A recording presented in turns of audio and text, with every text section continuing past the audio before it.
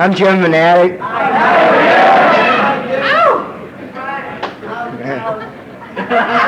I love the cows. You know, I'm kind of in detox from the cows. They're at a fair out there, and I got to be here.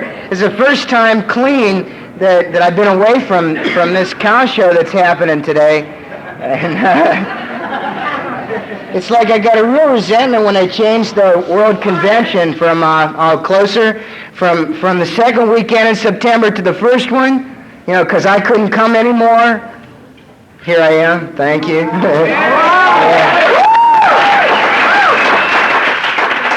But before I get into my old mundane story, something important happened today. Something real important happened today. A friend of mine from Michigan called while I was up in my room resting earlier, and two clean addicts that met each other and got together in this program and got married and helped the local fellowship grow. They had a baby today.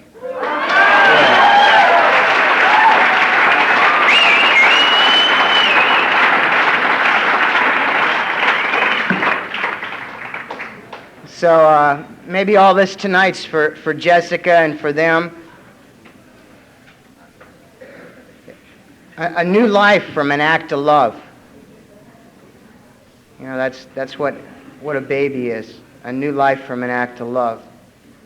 And that's what I am, and that's what Narcotics Anonymous has given me. It's given me a new life from your act of love of sharing this program with me. I'm grateful to be here. I like to say I'm grateful to be anywhere. You know, I'm just grateful to be alive today. The reason I'm alive and the reason that I can share is because Narcotics Anonymous offered me life. It offered me a chance to live, a chance to recover. It offered me life free from addiction. And addiction was killing me when I came here. And I was killing myself through my addiction. I always like to say a few things to kind of loosen up, you know, because I'm tense too. But all I really have to share with you is my story. And what I try to end up doing is sharing how the principles of Narcotics Anonymous work in my life today and what got me to that. And if you don't identify with the way I used or what happened to me in my life, that's okay, because I went to the end of my road, and I think our bottoms are all the same. You know, inside here. I think our bottoms are all the same. I'm a country boy. If you didn't get that from me talking about cows when I first talked. I'm a country boy. I was, and I still am, and I kind of like that. And I grew up in a wholesome atmosphere with a good family. Got to do a lot of things that, well, I thought then, and in retrospect, I think now that a lot of kids want to do. I got to have a pony and play cowboy for real.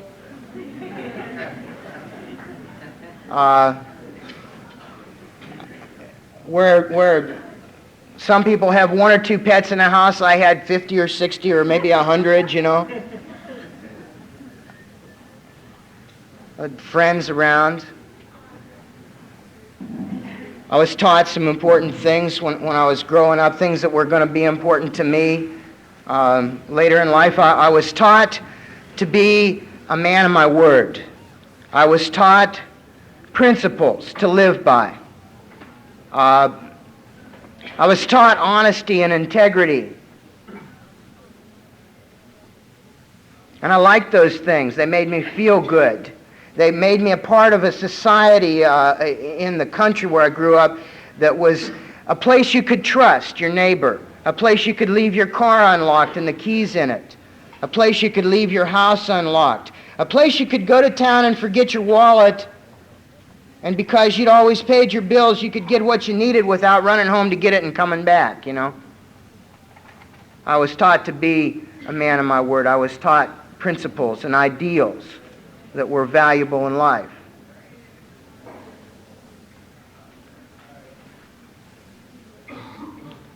sometime in my growing up, we looked around the family table when we tried to resolve our problems and talk about what was going on in life. We looked at our neighbors and our friends and expressed a little concern, for maybe some of the kids in school or some of the people that were having some problems. And I learned some things then that maybe I wasn't taught. Maybe I twisted them around in my mind. I learned that people who came from broken homes had a tough time in life. And I learned that was something that we didn't do in our family. At least that's what I thought. I learned that people had problems bringing the paycheck home, probably, drank it away at the liquor store or at the bar or something like that. And that wasn't something that we did.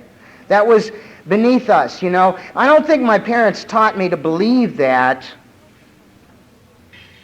I don't think they taught me to believe that. They were just saying that we resolve our problems in this family unit. They were trying to help us learn how to resolve problems. What I came away from it thinking was that I'd never get that bad, that I wasn't like those people, better than, an illusion of immunity, whatever you want to call it.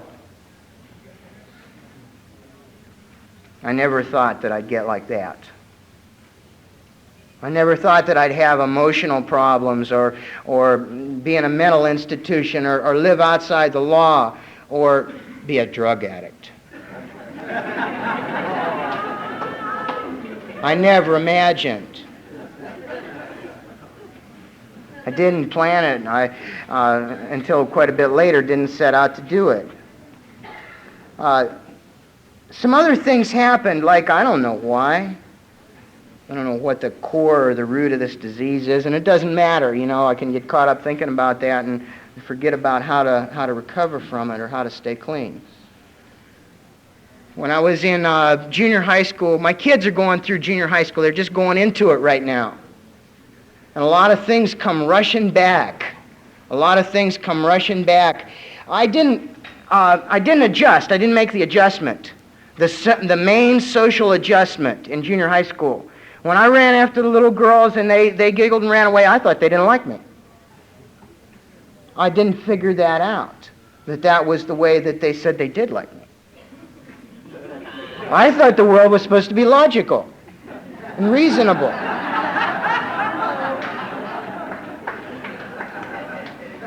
I started to not adjust. And I started to do things to compensate for the feelings of inadequacy that I was developing. I don't know, I didn't call it all that words. But I thought I could feel okay if I succeeded in school and got good grades and talked good. I was even taught to talk good at home. As a matter of fact, if I said talked good, I probably got, corrected real hard. I was taught the correct usage of this language. I was taught proper diction, and that's to mean something a great deal later on in my life and in my recovery. But I started to do things like play football and do well in school and do good on tests and the kind of things that got me pats on the head. And I liked those pats on the head. I liked the feeling of okayness that I got from succeeding. And I started to succeed in order to feel okay about myself. And I became a success for those reasons, so I could feel okay about myself. Somewhere around in there, I started to use drugs. And they made me feel okay about myself. At first, it was just a little of my mom's nerve medicine, before I went to school or when there was a crisis or whenever that thought I could sneak some, and replace the green-colored nerve medicine with the scope.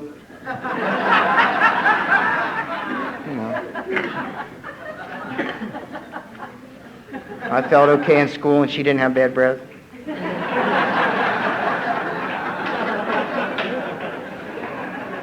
And there it was going, around the corner of the local bar where the one guy that was tall enough to reach up and, make like he was old enough, could get us some beer, and we'd go out and party at the, graveyard out in the country. And I didn't know that what we were feeling was paranoia, all that looking. I didn't know that was paranoia. We're at the fair now with our cows, and I remember that I felt better than the next guy in the next truck with his party and the little girls that he had in his truck, because he got caught, and his parents had to come in and bail him out, because the fair cops caught him, and I never got caught, That went on through school, and I went on to college. It was a country place in the early 60s, and there weren't drugs other than alcohol available in our school that I'm aware of. And maybe I was just like Joe jerking out of it, and I didn't know.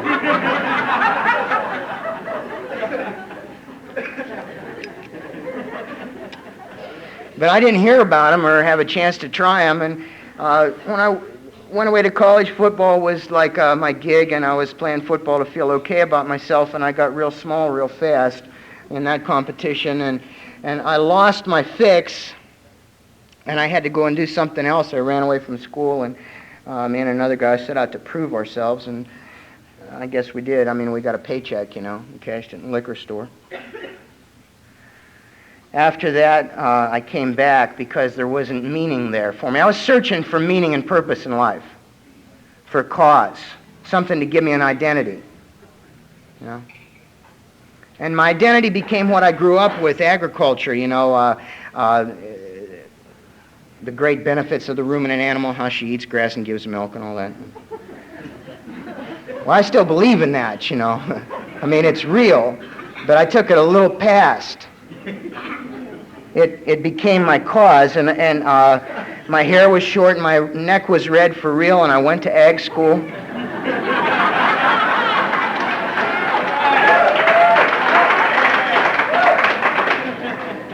And like ag school, huh? And I drank beer with the guys, That was the drug. That was what was done, and nobody could afford whiskey.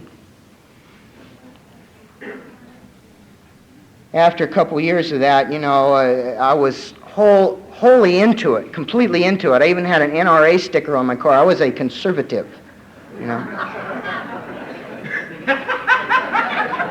The guys downstairs on the weekends seemed to be having more fun than I was having. I think I was probably between dairy princesses. And I wandered downstairs, and there was a funny smell coming out of the room, and the guitars were going. And it's the late 60s,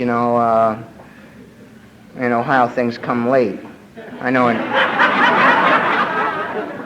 in California all that was happening in the early 60s.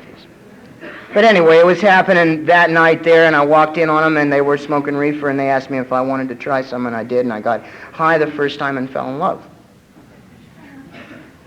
No more hangovers. What I've been looking for. I started to grow my hair as fast as I could.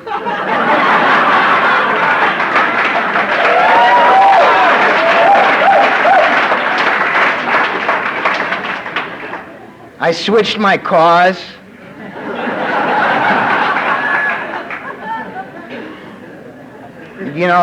From what's his name that writes the National Review to Timothy Leary, I put a peace sticker on the other side of my car, and since you like to laugh, I've been schizoid ever since. Peace sticker and NRA, one on there.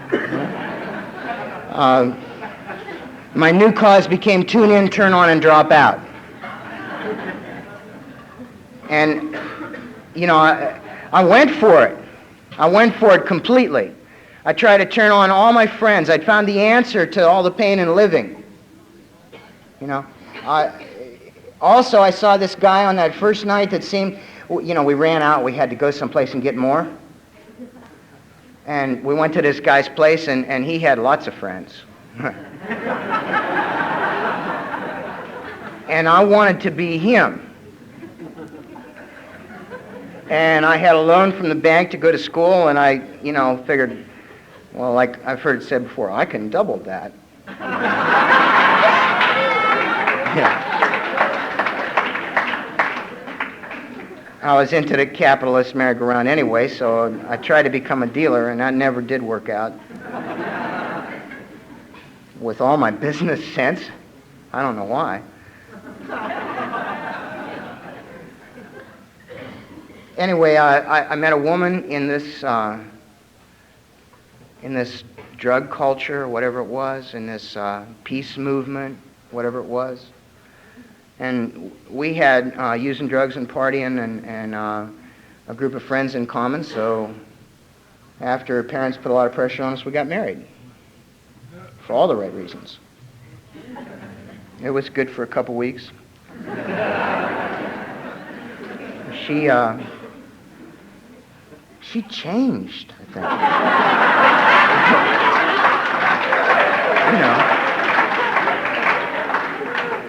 It's like we were using all that we possibly could, or at least I was, and I kind of thought she was, because, well, I was. And then she quit taking aspirin. I mean, she really did change, completely to the other side, totally abstinent. I didn't know those words then either. We started a fight. I got higher. That's probably the first time I can remember that I started to really run from my problems in drugs, but it worked good. Maybe I always had. Doesn't matter. It worked real good right then, and right then was real critical, because I was about to the point of changing causes again, shedding my skin. I was about to graduate from school, and I needed to make a living for this new wife, and I got a chance to be in this job that was like popular in this little world that I was in, this agricultural world, and a glitter kind of a job. I interviewed for it in a cocktail lounge. The guy that was going to hire me wore all the right kind of clothes and talked right and ordered the right things. I wanted into that. Everybody knew him, and I was a small country boy, and I wanted to get into that realm where everybody knew me. I thought I could feel good about myself in that job, and I took it, and it demanded a lot of travel, and I found out about some new drugs and drugs that could help me go longer and work harder and be more efficient and effective and grit my teeth a lot. And my new cause became better living through chemistry. I talked to clients in cocktail lounges, so I bought the right drinks, there. I needed to travel a lot, so I took a lot of speed. And when it got time, I needed my rest, right? So I could take something for that, some downs. And my parties were hallucinogens and reefer and whatever, Something for everything. Programmed my life. And I thought I was doing real good. I really did. I was so oriented towards success and was either blessed or cursed with a talent and became successful. I came here to Narcotics Anonymous, I came into recovery very arrogant. And one of the reasons why I was arrogant was because in the middle of my using right then, I got extremely successful when I was using a lot. Maybe the drugs took me places that I couldn't have gone. I don't know, and it doesn't really matter.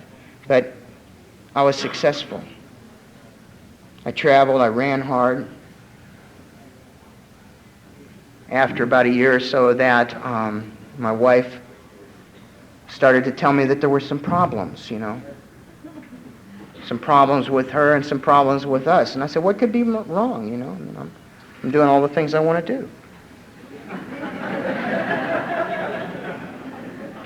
She got pregnant to fix it. And I got angry. Sometimes I even whip myself over that today because I love my son a lot. But I remember that anger. I don't remember any joy.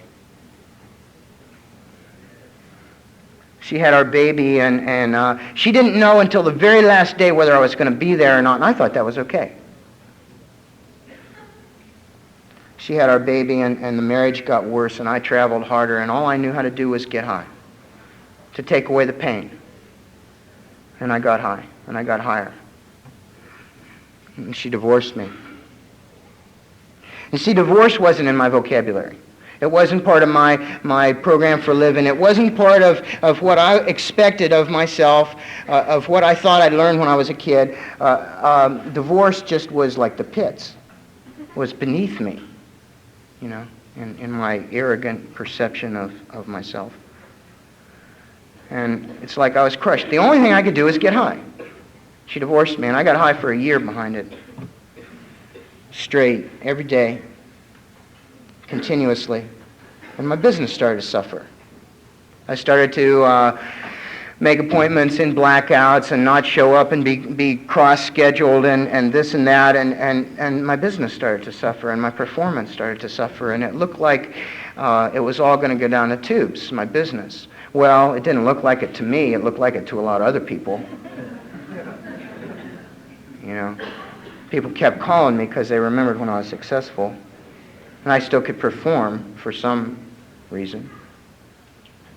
I met another woman, and for the next year or so controlled behind that.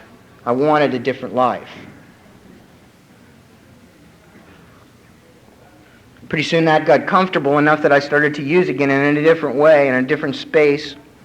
Somewhere in that period of time I shot drugs for the first time and fell in love. Scared myself. Wasn't going to do it again for a while. And didn't put it off. This woman left me, the second wife, and I became a 2-time loser. Like it was a real big thing, family, for me. And I started looking for solutions, changing things around. Maybe it's a job, and I changed like the job thrust and started to do other things and changed my job around. Took little geographicals like across town. Went to the mental health clinic and sought some help. I was starting to look. Pretty soon I just let go of all that searching and all that looking. I let go of my job, in fact, and I started to try to deal for a living, and I started to shoot drugs on a daily basis. And that happened for the next couple years or so, until I overdosed the first time. I felt real lousy about myself. I felt like I'd become everything that I thought that I was above. I'd become degenerate. I was one of those black sheep, you know, one of those people that just couldn't get together.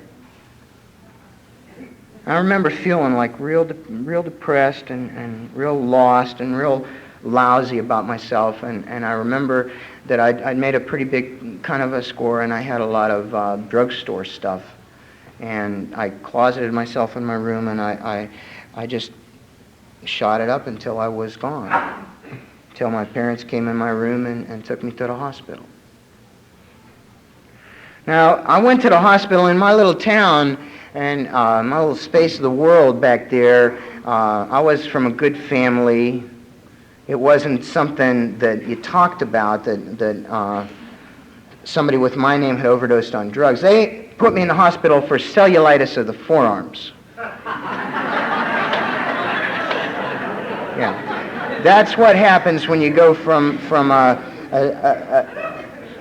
tiny little needle to a big cow needle, you know, and still don't have any places left, you know, and you're all swole up, and yeah. Well, anyway, they got me clean, or I don't know what they got me. Maybe they got me maintained. I don't know what they gave me, I forget, but they got me feeling better in the hospital. They got me feeling better, and I said that I was not going to do it again. I saw at that point in time that maybe the drugs were part of the problem rather than me using the drugs to alleviate the pain that the problems gave me. I saw that maybe the drugs were part of the problem, and those hard drugs were the ones that were to blame. I decided in that hospital that I was not going to shoot any more drugs, that I was not going to use any more hard drugs, that I was just going to, drink a little beer and smoke a little reefer with the guys, and be like people who could maintain, I decided that with the firmest of resolve. I intended with every fiber of my being to leave that hospital and do that, and get my life back together or find a new life or something. And I left, and I tried it, and I went around the guys, in the same places, same people. And I tried to do it, and it lasted about a week until I was doing the same things, full-fledged, full-blown again. I got into a doctor thing, hit some doctors and got some stuff that people didn't have and sold them at the bar and this and that.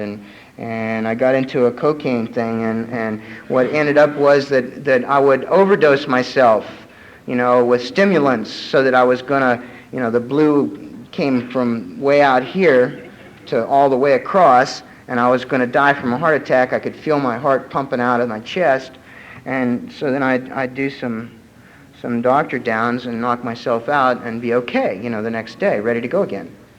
I overdid it, overdosed again, like a year or so in there. And my doctor in the hospital this time, I don't know what they put me in for, it doesn't matter. He confronted me. He said, like your blood tests show up some stuff that's illegal.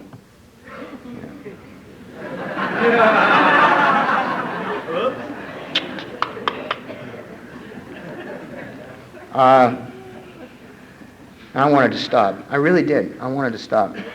Life had become a pain. I was tutoring this kid, teaching him English. It was the only job that I could get. My parents had rescued me. I was living with them, and I was tutoring this kid. And I couldn't go through an hour session with this kid without going to the bathroom and fixing. And I knew I was an addict. I knew I was an addict, and I wanted to change, and I wanted to stop. I left that hospital clean. I remember this one. And I went to a psychiatrist to get help, to get clean, to change my life, to change my problems. I went there and I stayed clean for a week, and I went to this guy like every day or every other day, I forget which. And he tried to help me. He did his honest, level best. He didn't understand addicts or addiction, but he tried to help me, wanted to help me. And I was detoxing, going through the emotional ups and downs. I was withdrawn. And he says, well, in order for me to help you, we've got to give you something so that we can talk, so you're not going through all this. And he said, what we're going to do is give you something that isn't habit-forming, that won't alter your mood. Well, I'm not throwing no stones at the psychiatric or medical profession, not at all. The man just did not understand the nature of the disease addiction. He gave me the prescription. I went to the drugstore. They looked bad. I looked at them right away. It said one every 4 hours, so I took one before I left the drugstore. What you're supposed to do, right? They looked bad. But I didn't feel anything. They did just what he told me they would do, I guess. He told me they wouldn't affect my mood, they wouldn't be habit-forming, that they would just change some chemicals in my brain, and I wouldn't feel nothing. And I didn't. And I figured maybe they got the directions wrong, so I took 4.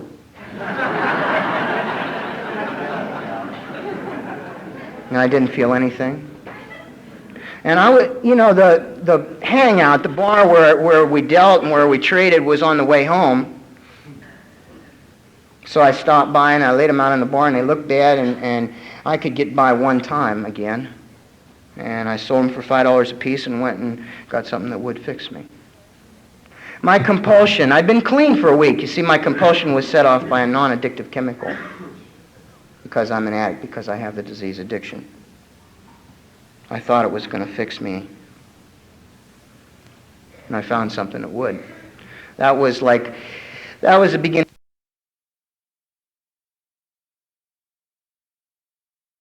And kind of petered away, and I found myself in a mental institution locked down, crying for help, going to mental health, on and off, calling my family doctor, talking to people. A lot of people were concerned about me, cared about me.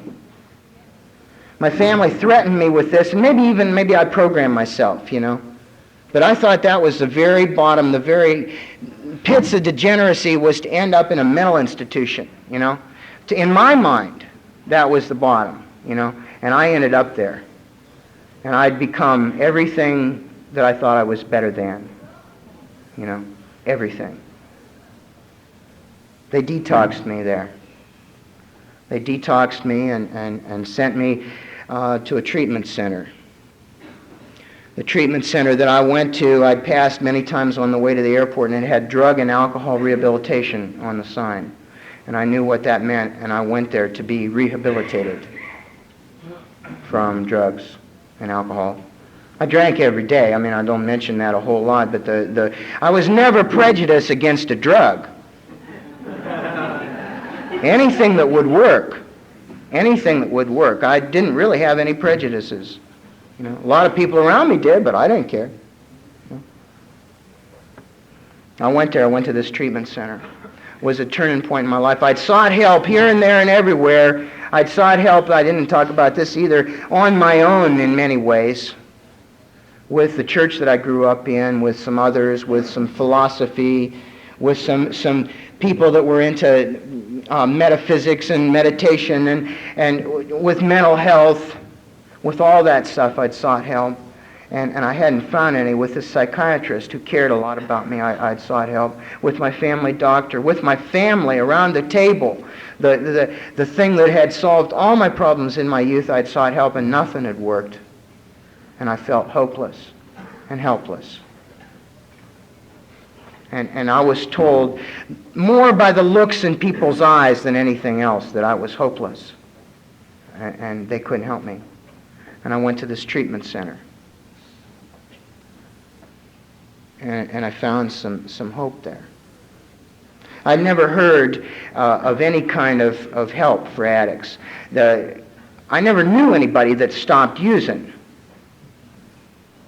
You know, some of my friends had stopped using, I guessed, when they got popped, when they got locked up. Some of my friends had stopped using for sure when they died.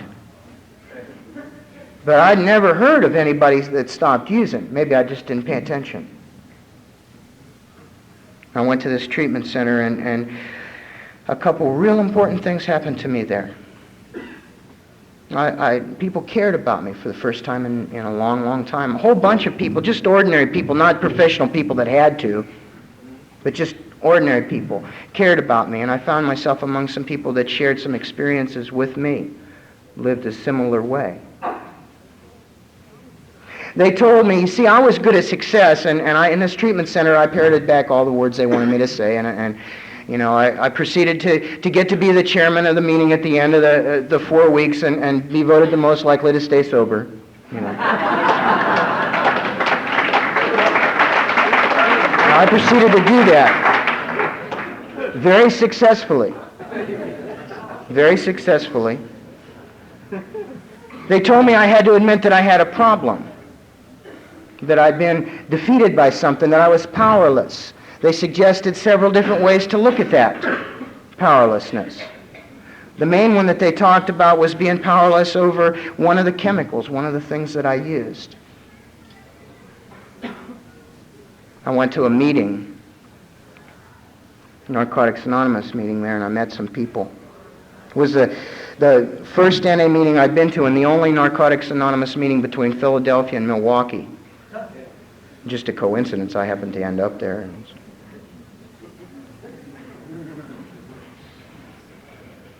And I heard for the first time how it works. We admitted we were powerless over our addiction.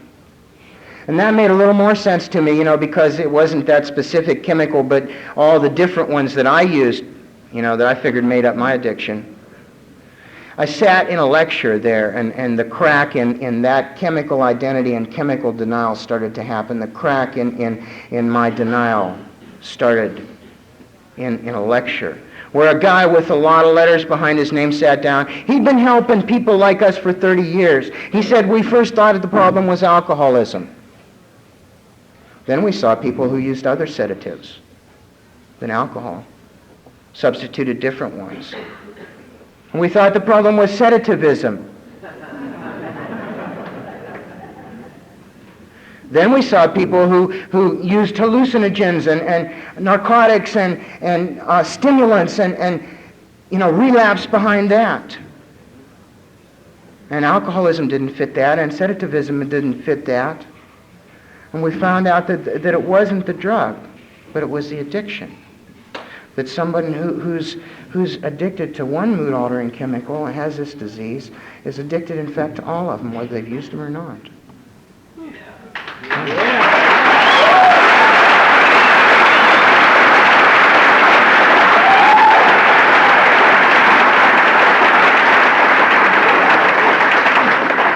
I didn't want to hear that. I was really into my glitter chemical and my chemical identity. I didn't want to surrender. I went to meetings for 9 months and talked a lot, talked a good talk. Sounded good, like I'd sounded in that treatment center, and continued to use a little. The meetings were many and varied, and you could go to different ones, and just like the Better Living Through Chemistry, use one chemical and go here and feel like you were accepted, at least. I did in my denial. I listened to the people that talked about their lives becoming manageable now, because I wanted to have a manageable life. And I thought, at that time I was pretty ragged, and I had pretty long hair, and I lost my job, and I couldn't keep a relationship together, and my family wasn't proud of me anymore, and I thought if I got all that stuff together, I'd have a manageable life. My life would be manageable. And I cut my hair, and I got a job, and I got an old lady with a nice car, and my family was patting me on the head.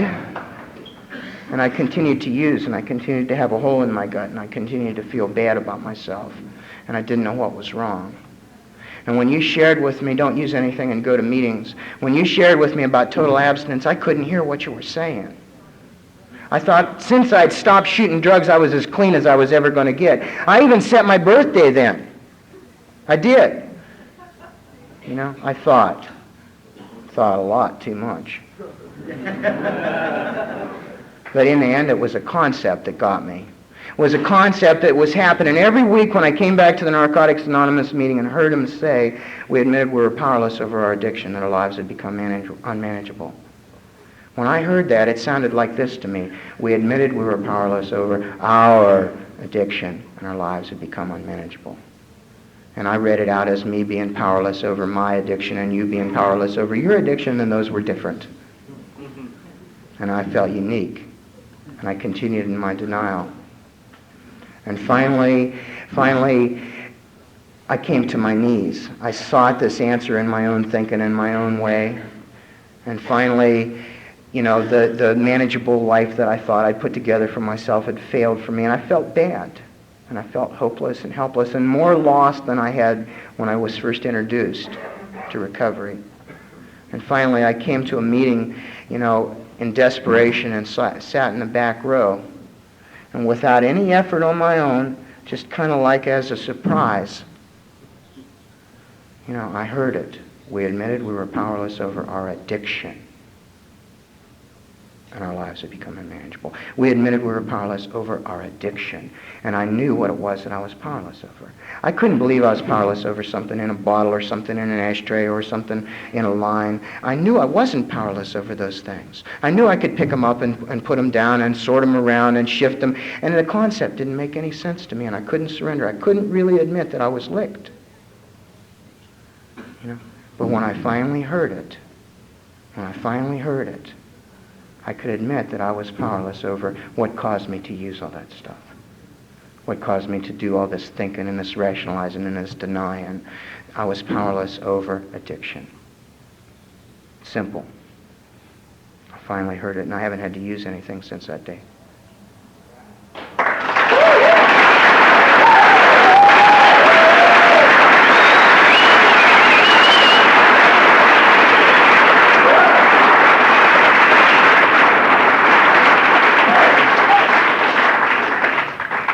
And that's why I'm grateful to Narcotics Anonymous, because it's the only place I could hear that, because it's the only place that says that.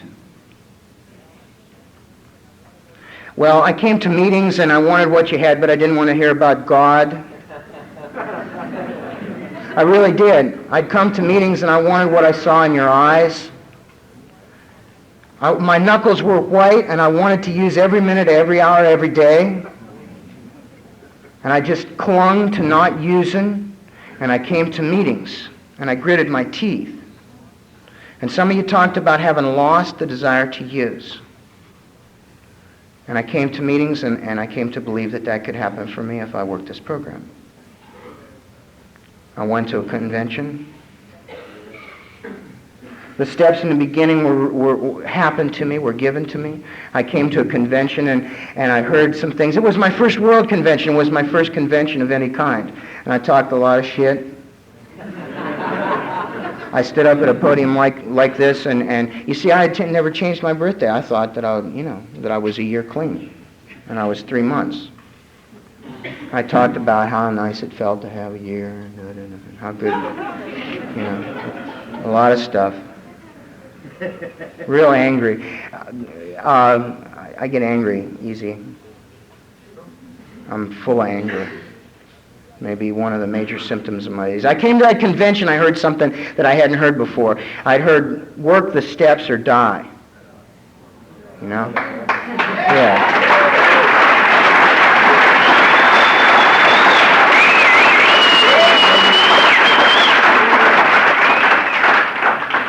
And I went home and What Can I Do became my favorite part of the little white book. Where it says, come to an understanding of the program for yourself. I'd been on the Step of the Month Club, and it wasn't working too good.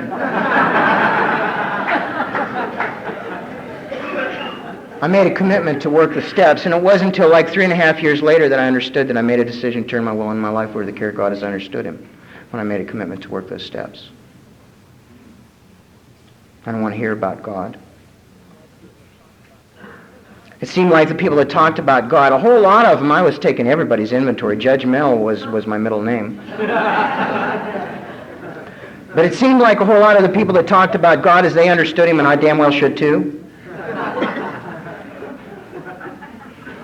And I'd heard a lot of that, and I rejected it. So whenever anybody said God, I quit listening. I took an inventory. I'd taken a couple before, and they hadn't got published, so I took another one.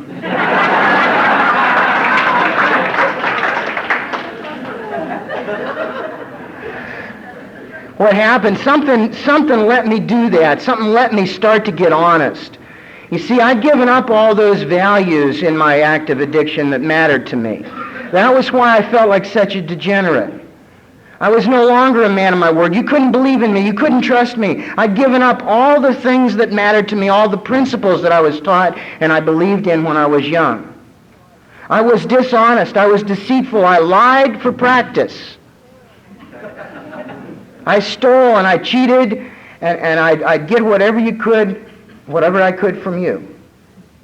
And I didn't like myself. And I carried all that into abstinence. I lied about my clean date. The group that saved my life, that was my lifeline, I was lying to them every time I went to the meeting. One night I got honest. I didn't know. I thought honesty was as much as you could deal with, And I thought I was the best judge of that. I went to my home group and I was going to use that day. I was going to use. At the end of our meeting it said, the chairperson said, is there anybody who wanted to use today? And if you did, would you like to talk about it? And I think that's a very appropriate way to end a meeting. I still do.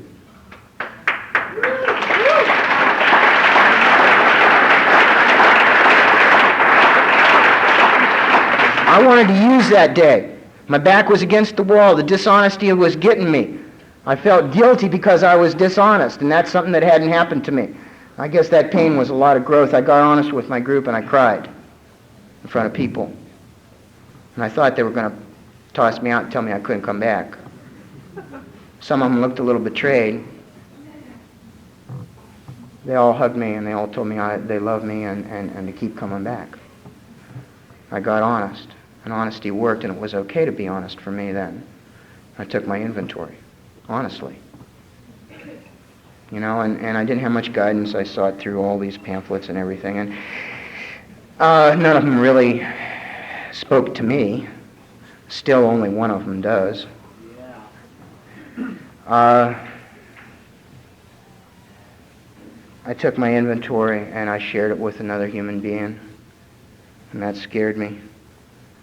And I found out what that word freedom that I'd been talking about all my life meant. I was free of myself and my past. I felt like a butterfly. I just felt like I could do anything, fly anywhere, and the world was mine. It was really, really neat. Really neat. We didn't have a book then, We didn't have a book, Narcotics Anonymous. All we had about the 12 steps that was written by addicts that called themselves that was a little white book, and like I'd gotten my guidance from people whose recovery I trusted, and I was real careful to listen to them to make sure they were clean, because a lot of people that I was associated with then talked an awful lot about something almost like recovery and weren't clean, but rather just abstained from one chemical. I listened to the people that I felt I could trust, and I read what was available to me. I thought that the 6th and 7th step meant that I got down on my knees one time and did it. Because that's all I had available to me. Drop kick me, Jesus, over the goalpost of life. And it wasn't that way. I tried it, and it didn't help. And I kept running up against these things that I'd written about, And I heard somebody say that the prayer that I walk speaks louder than the prayer that I talk. And that started to mean something to me. These principles, being a man of my word, having personal integrity. I was starting to live and make some money and live out in the rest of the world, away from the fellowship where it's a little easier to get along. And, those principles were starting to have some real meaning, real value to me, And I'd seen where I'd compromised them continuously, progressively. And I started to try to walk a prayer. And it was tough. It is tough. It's the toughest part of my recovery today. I think becoming ready to have my defects of character removed is the most difficult thing that I do on a daily basis. Because it just takes effort, because it's not natural, because I don't want to act that way. I don't want to be on time. I'd rather throw that cigarette out the window. I'd rather judge you and talk behind your back and violate your anonymity and categorize you. I'd rather do all those things. But it's tough, but it makes me feel good when I'm able to do it, which is only occasionally. And it drives me up against a wall. It drives me up against a wall that I can only get out of by hitting my knees wherever it is in my heart or whatever, and asking this power greater than myself that I found through you people to relieve me of these shortcomings. It's the only way it can happen. It's the only way I can share anything that means anything here. That's the only way I can function on a daily basis and be happy about myself. Because the wall's always there, and my addiction, my self-will, and my denial drives me up against it hourly, minute by minute. Life's getting better. Life got a whole lot better when I made a list and became willing and made my amends. That helped a bunch, and it was pretty simple with the spiritual base that I developed at that point in time. It's not complete yet. It's an ongoing process. I'm trying to get in business with my family. It's like a daily living amend. I won't go into that. It's really neat, but what I'd like to go into just a little bit is about how I was on the plane out to the World Service Conference, the first one I went to. And I'd been judgmental and gossiped about my sponsor, and he was sitting there beside me, and I apologized to him. Or made amends or something, and he told me that the 10th step worked. The steps happened to me it took me by surprise. I didn't know that I was working a 10th step. And inventorying myself and saying that I was wrong. I got out there, and I was sure that those assholes were going to screw up N.A.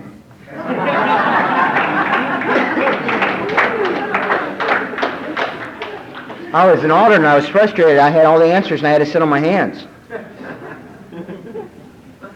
And I was sure that they were going to keep it a back door to something else forever. And NA had saved my life. The concept of powerlessness over addiction, the disease addiction, was something that I knew the world needed it. I knew I needed it. I knew that the treatment that all out there in the world, they were talking around it, beating around the bush, and hadn't got quite to it yet, you know. And Narcotics Anonymous had it simple, and all we had to do is write it down, you know. And I wondered when we're going to get at it. And I was frustrated because it looked like we never were, because some people opposed getting at it. You know, looked like that to me. I was still into us and them. And I went out on a beach, first time I ever seen the Pacific Ocean. And you know, country boys, simple country boys like me don't sit in the corner with their legs crossed funny and go, So the 11th step was out for me. I couldn't pray and meditate and seek any conscious contact. And I thought NA was going to die, wither and die, and I cared. And I laid on that beach, and the waves beat up on the shore, and all these concerns started to flow out of me. The thoughts in my head stopped. My breathing and those waves were all that existed. And it's like it was no bolt of lightning. It just kind of came gently over me. It felt okay. I knew that I would be okay, and I knew that it would be okay. And I knew that NA would be okay. You know, and I learned how to pray and meditate for me and seek a conscious contact.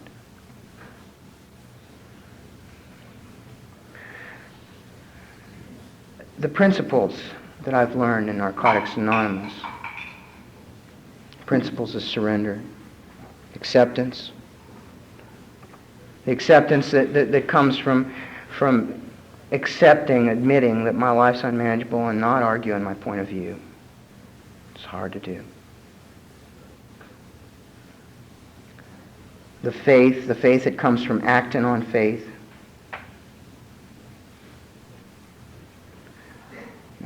The hope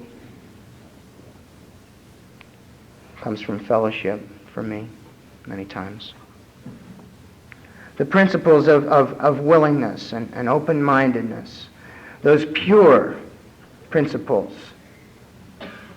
The life that comes from trying to practice those principles that I've learned from you people.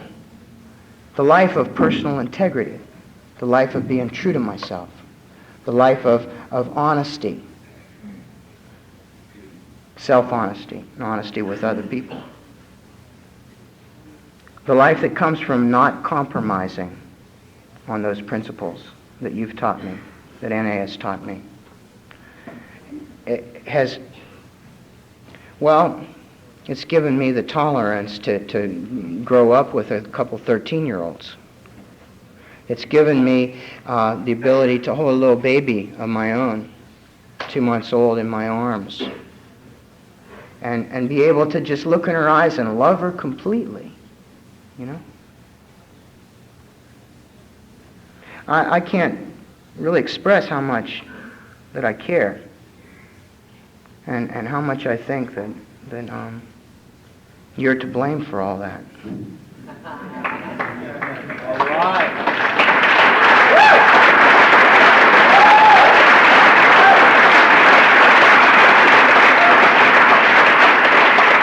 But it's all going to be okay.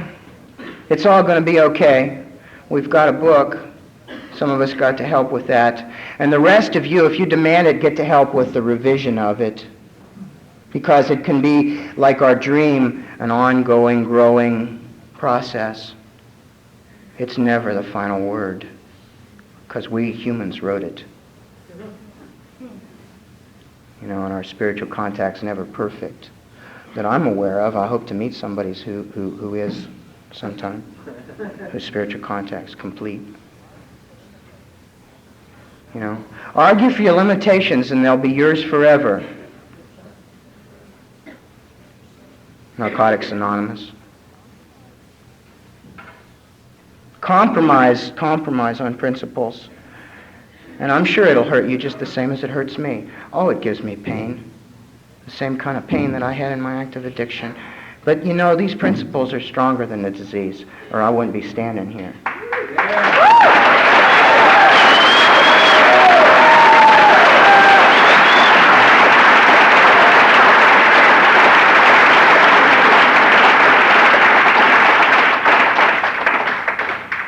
I love NA, and I love the life that I have today. And it's only through the truth that came from our first step that I can stand up here and share. I hope we never compromise that. I hope we see how important it is. I hope we share it wholesale. I'm grateful for a Narcotics Anonymous convention put on by addicts and chaired by addicts, and we call this leading at home, led by addicts. I'm grateful for a Narcotics Anonymous convention in the middle of the continental United States where everybody can come, hopefully. I hope they do. Go call them and bring them in. Yeah. And I'm an awful lot grateful to Paul, my friend Paul, and the program committee and the committee for asking me to come and share. And hug me a lot. And hug each other. And like I said once before, get it in the halls, because if you come to the meetings and depend on the meetings, you're locked into whoever's sharing up here. But if you get it in the halls, like you've got all kinds of people out there to share with, and that's where it's really happening. And I love you all. Thanks for being here.